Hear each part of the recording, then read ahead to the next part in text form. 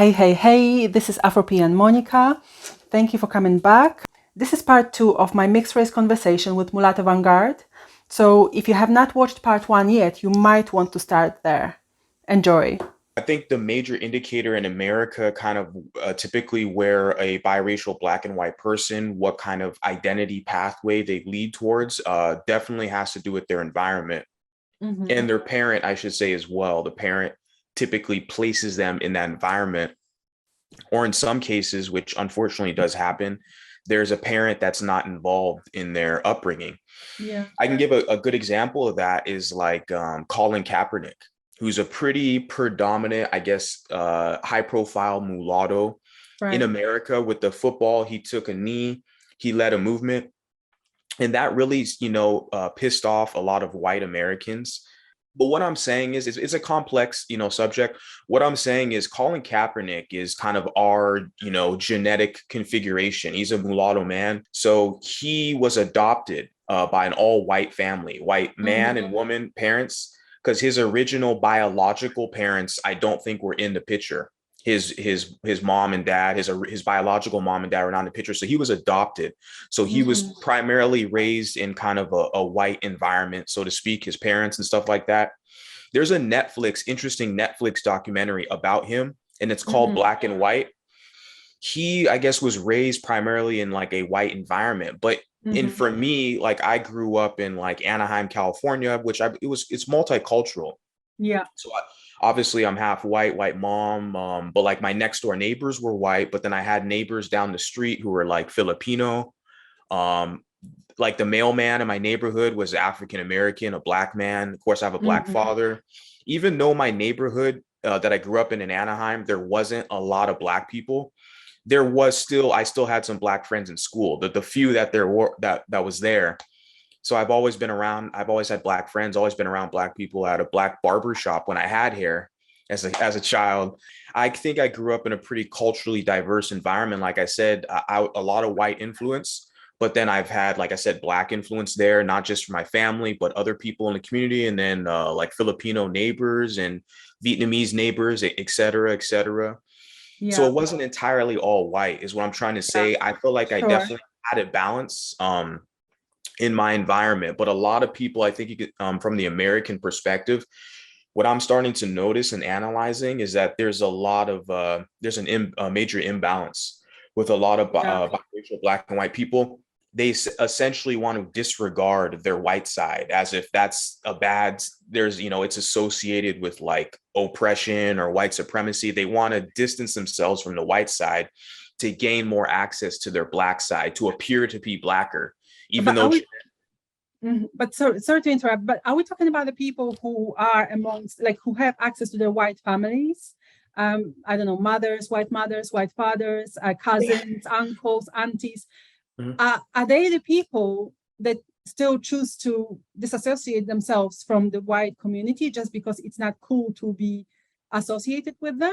Are we talking about those kind of people, or are we talking about the people that do not have access to white communities? It with both, but definitely with people who do have a white parent or white relatives, and they still themselves, in order to get access to blackness and kind of get acceptance to blackness, they have to kind of push white people aside. So that's why I'm saying it's extremely unhealthy and it's not balanced to do that. And there's a lot of people, but I'm saying from my personal experience, because I kind of fell into that. Right. Later on into my later teenage years, early adulthood, when I started to get kind of quote more consciousness, a black consciousness, they call, like chasing an African identity. And if you're mixed, then essentially you get led and influenced in a way to where you want to push down your European roots and heritage to appease the black side. You want to connect more with the black side. I know I'm not the only one who's experienced that. I know there's a lot of people who still have a white parent or white brother or whatever relatives, and they will throw them under the bus, push them aside to appease the black side. So there's an imbalance there, is what I'm saying. Wow. Is it, that pressure, is that covert or overt? Like, how does that work? There are some subtle nuances, but like you just said, there's a major thing. What you said was that you're acting white. So Yeah, that's a main okay. one. That is like shaming language that Black people will say to try to get you to disassociate with that with your other half. You're Mhm. acting too white. Oh, that's the white in you, or something like that. Yeah, yeah. There's some language like that that's kind of thrown as like shaming tactics, but there's a lot of, like I said, subtle nuances that occur. But what I'm It, curious about is whether, because obviously I heard those things as well, but it's I guess it might be different because it's like, the person would say that, but then we move on. Maybe, have a little discussion around that and just, but we kind of move on. Um, how would that feel for you or somebody else maybe? Is it different for men than maybe it is for women? Um, what do you think? Yeah, that's interesting. I haven't really looked too deep into it, the difference between men and women as far as that. I wasn't pressured really as much. I think for me it was more voluntarily.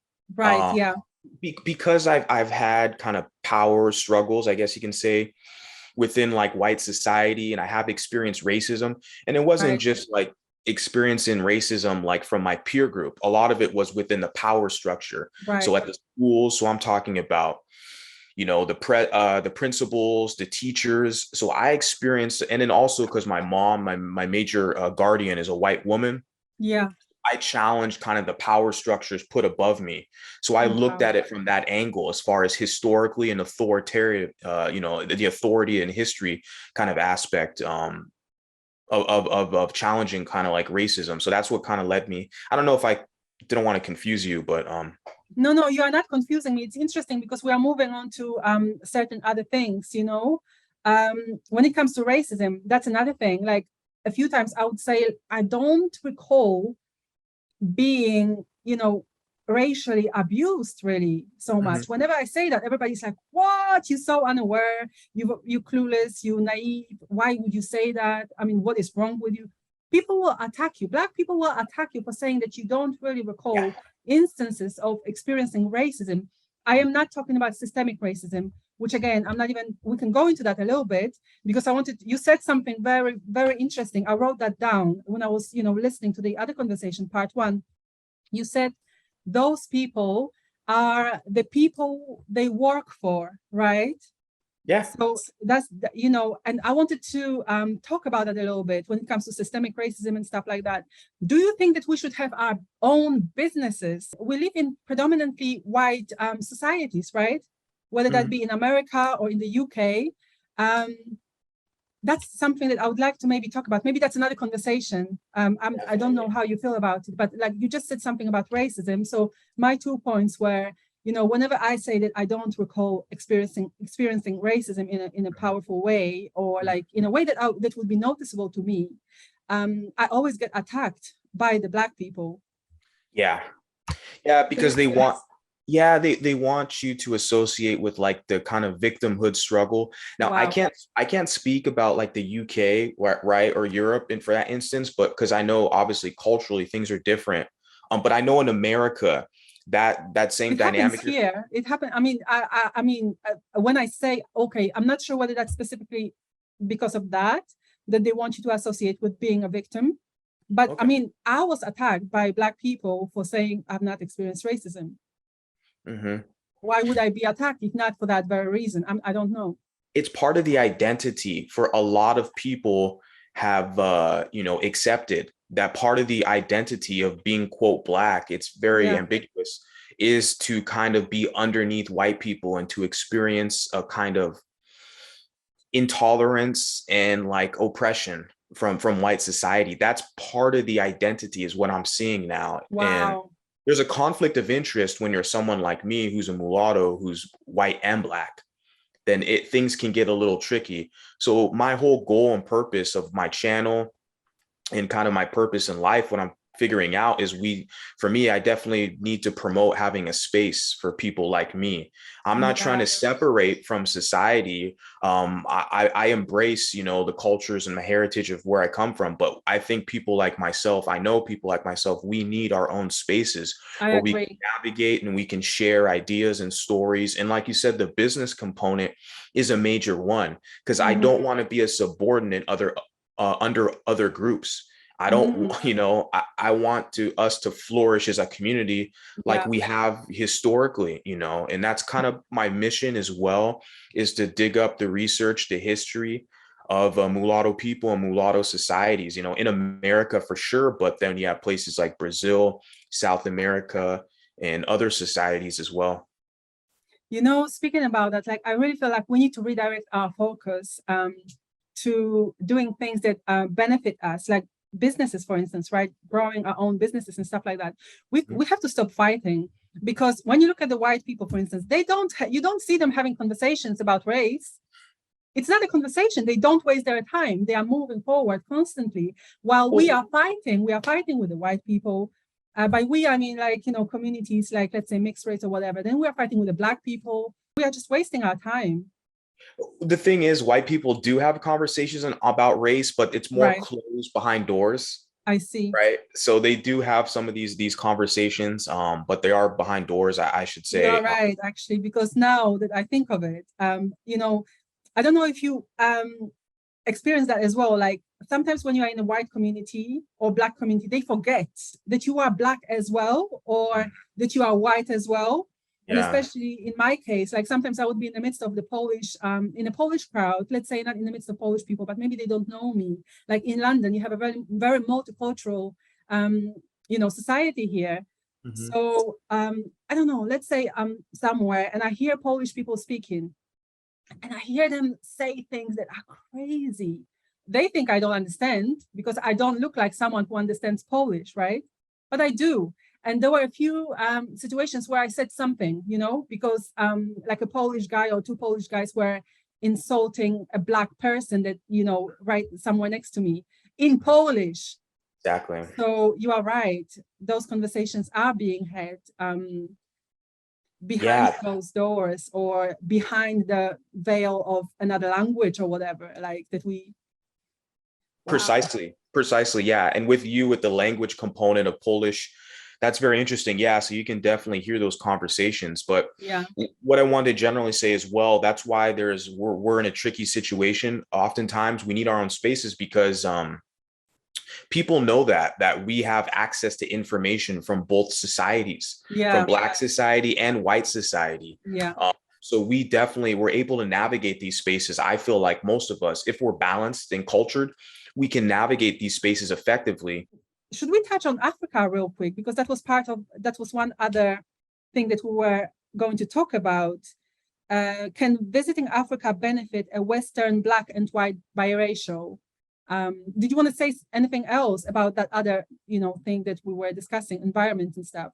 Yeah, I mean, I think I pretty much laid it out for the environment portion. Yeah. It depends on your environment to typically how you're going to identify. And shout out to J4 Conversations, one of the older gentlemen in the space, because he mentioned as far as how identity is associated with politics and how you politically think as well, which I think is Interesting. pretty interesting. He brings definitely an academic approach. I believe he works at a university, Mm-hmm. and he's had a TED talk as well. So Oh, wow. he's been in those academic spaces a lot Mhm. longer than me and more accomplished. So I definitely appreciate kind of the vocabulary that he brings to me to where I can kind of help explain, better express myself in ways too. So definitely identity is determined on your environment. And of course, identity is surrounding politically as well. There's a political component. But I just wanted to finish off that for sure. Mm-hmm, mm-hmm. I'm quite apolitical, I would say. So it's not a conversation that we can have here on this channel because I'm clueless, to be honest. I'm not saying it as like I'm proud of that. It is what it is. Yeah, But for sure. no, that's great. So is it J4? And he is the guy that said we shouldn't call ourselves a separate group, but independent, right? That's the same person? Well, yeah, he didn't. I don't think he really said don't say it. Right. He was basically encouraging me to kind of focus on some of the terms and words that I use and how, like you said, the semantics of things and Yeah. how to better phrase things. But he brought it kind of subtly to my attention when we spoke before, It's and a I big agreed. one. It's a Yeah, big one. I'm so happy that he did. Like, I'm a writer, so I'm big on words because they have power. Words have yeah. power. Yeah, And like just changing separate to independent, it's a lot. yeah, it's less confrontational. Absolutely. Like independent saying that we can stand alone and be functional and flourish. This idea of separation is like you want to get Yeah, away from something. I'm not claiming to like I want my own space and to protect it for us that advocates for us. But you're welcome to kind of come in and observe absolutely. or contribute and participate, just as we have through the Black, diaspora and even in Africa throughout years. We've always Yeah. been connected with our roots and the European society as well. So I'm Hmm. not trying to separate from anyone. This is a global society now. Everything is becoming more interconnected as me and Yeah. you are on different continents and we're talking right now. I have students around the world. I teach English professionally on the side as a English as a second language instructor, and so I talk to people from around the planet. And so what I'm saying is the internet, the technology is so advanced today. We're communicating with people around the planet. So I can't really advocate like separating. Absolutely. I just want to be able to stand, as an independent group, Hmm. and be able to, basically, yeah. Be heard, in your own space that is unique, as we've already said. Yeah, not be gaslit and stigmatized and drowned out because typically we're a minority in a lot of places. We're a minority and we're In drowned most out. places. Yeah, in most places. Yeah, and that's the thing. And people understand when you collectivize and you kind of group together, that's your power base. Yeah. When you're able to come together, and there's a lot of people who don't want us to have power. Unfortunately, Wow. in America, how mulatto people are, there's for the politicians, but they're presented to the Black society as just being quote Black. Like Yeah. Obama is the best example of that, and then Kamala Harris as well, where in a ways we get used and unfairly in ways when it's like we want our own identity. I'm not trying to steal anyone else's identity. I embrace my Sure. my background, but the power elites, the powers that be, different groups, Black people will do it as well. They'll use mulatto people against white society to fight their battles. And the same thing with white society. They will use us to be spokespersons or, what you would say like a intermediary, like between Black and white, like for politicians, like Kamala Harris is an example of that. So I kind of went on, but No. It's really good because, my focus usually is more individual, like individual stories and stuff. That is what I am into probably a little bit more. But you are talking from a, the community perspective. It's great insight, really. It really is. It's interesting. so Africa. Let's talk about Africa. Let's talk about Ghana. I mean, we specifically know Ghana, right? A little bit. Mhm, You were there for like 2 weeks, and mhm. I by now I had gone to Ghana like 4 times, 6 months in total. So Nice. we've got the right to talk about Ghana. Can it benefit a Western biracial going Yes, to Africa? How? yes. Why? Because it kind of connects you with the kind of cultural authenticity of Africanness. When you're Mm-hmm. touching down the motherland, like there was a pathway. I cried. I went. It was close to Wow. the dungeons, but there was I forgot the exact name of the The kind of last bath. Is it Cape Coast, the yeah. last bath place? Yeah, it was the last bath. Yeah. And so there was like on the tour, they want us to take off our shoes and walk barefoot like the ancestors did before they got kind of, pushed into slavery. And I Yeah. started breaking down and crying. So, I mean, that was definitely, I couldn't hold it back either, but it was a way for me to connect with my roots. Like, that's part of who I am. That's part of my history, my culture, my blood, lineage. When you look at the trauma in some of the conflict in America, the Yeah. racism and stuff like that, going back there, it helps you get grounded and kind of where things start. You get a historical perspective. And so that was the history kind of colonial aspect, but then Yeah. also culturally, it's really good for me, for my like self-esteem going there when you're seeing Black people, a Black society, they're all working together. Happy Black people, right? I think that's really important because slavery, obviously, we learn about it. I've been to Cape Coast castles as well, or dungeons, really. Mhm. But and it's heartbreaking. But then there is this other very positive aspect of going there, where you see people proud of Yep. their heritage, proud of their culture, like Mhm. owning. I mean, owning, I don't know if we can really say that, because Africa is kind of being colonized once again by China. And Yeah. it's not really, it's a sad, well, let's not go there, but Mhm. just, you can see that pride that in the people. I Yep. mean, when I look at the African women, the way they carry themselves, part of it's, they walk straight and like Yeah. with their heads held high. And I talk to some of them sometimes, and I'm like, how do you like their posture is great, but it was because of the stuff that they carry on their heads as well from young age, because that might be part of it. But it isn't just that. There is a dignity. Yeah. There's a dignity that they have, the confidence, like they know who they are. I've got goosebumps right now when I think about the confidence with which they carry themselves, and I'm not saying that I lack confidence, but it's inspiring to see that.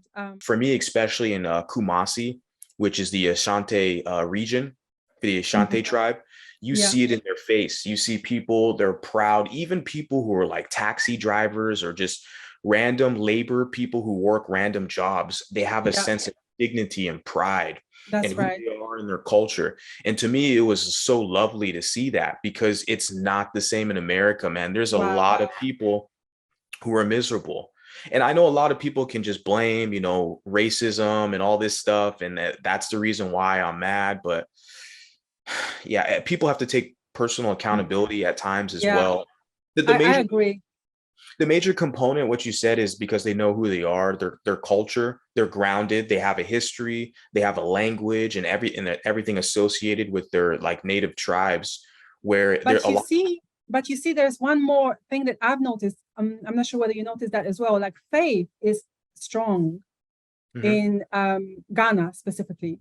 Like I look at, even when you are like driving in a car or whatever, and there are cars coming in front of you, and they have like, praise Yeah, God, or God is great, like yep, I saw it faith and everywhere. stuff like that, and you get those reminders everywhere. And, I'm not trying to make it into a spiritual conversation, but like I'm a Christian and I believe um, that faith is an important aspect of identity.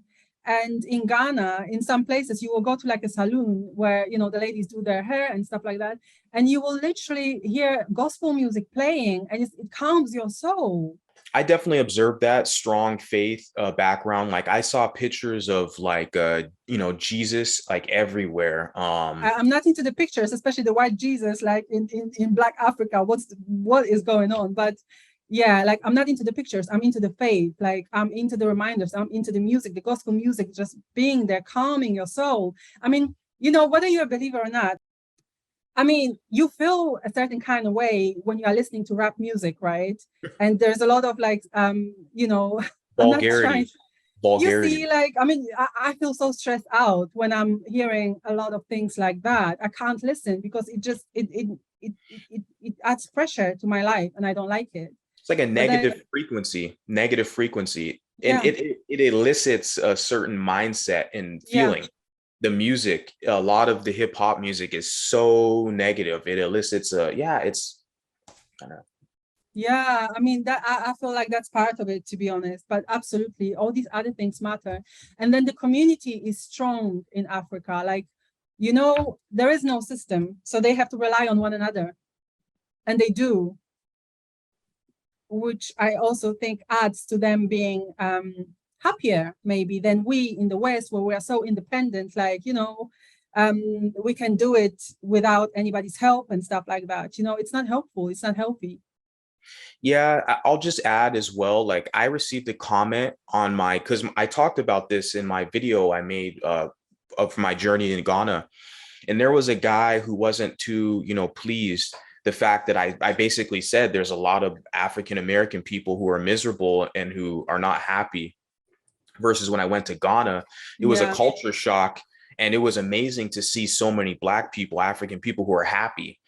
And so there was a guy who made a comment who didn't like that I mentioned that, but it was so true and evident when you travel there. Other yeah, people can attest to that too. They're like, you see a lot of happy Black people, a lot of happy African people who have a sense of identity in their culture.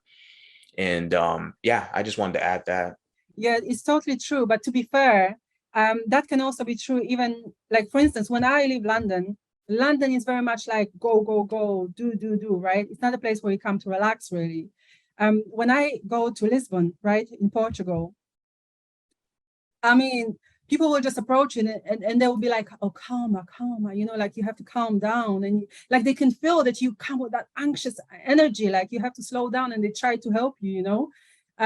So even that can influence. I mean, what I'm trying to say is that it's not only the fact that it's, you know, Black person in America and then Black person in Africa, but Mhm. even just the atmosphere, like the spirit of a country or whatever you want to call it,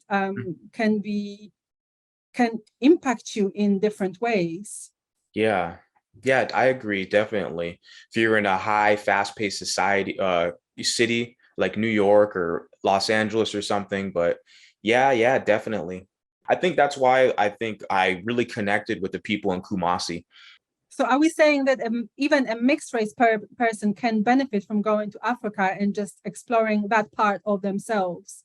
Definitely. I advocate for that. Actually, I wasn't the only, like, I was with a group of students, like, say, maybe 18 or 15 students. And there was like at least like three other mixed black, white people there with me. I wasn't the only one, but they were females as well. But they were really like excited to explore as well. I think it benefits. It's only good things that come from it, Yeah, connecting with that side. So I definitely promote it. yeah, I agree. I second that as well. Wow. I think that we've discussed pretty much what we wanted to discuss. For this time And around. yeah, we've got 2.5 minutes left, which is great. We did it. Adam, I really want to thank you. It's been a great conversation. I really had fun. Definitely. Yeah, it's been an honor, a pleasure to speak with you. I look forward to speaking with you again. This is Same very, here. this is important for us, not only for me and you, for, you know, ourselves and healing, but also the community and other people who are curious about these type of topics. You know, this is Yeah, beneficial for everybody, I believe. So yeah, I agree with you. And I love that you just said that, because I feel like you, just like I, we would want to, want our channels to be open to everyone. Apart from the fact that we need these spaces, there are other people that want to explore what it means to be us, whether that's our parents who can never have this experience because they are monoracial, right? right, right. Mhm. Our families and other mixed race people's families. We want them to feel good here on our channels, and I think that's definitely my desire, and I know it's yours as well. Yeah, So I want I to hope educate. I want to educate the public. Yeah, my goal is to educate the public and bring a civilized discussion. absolutely. Thank you so much. I think we'll get cut off in a minute, but I think it was great. How do you feel? I feel good. Yeah, I really appreciate the opportunity. I feel really good. I'd love to do this again.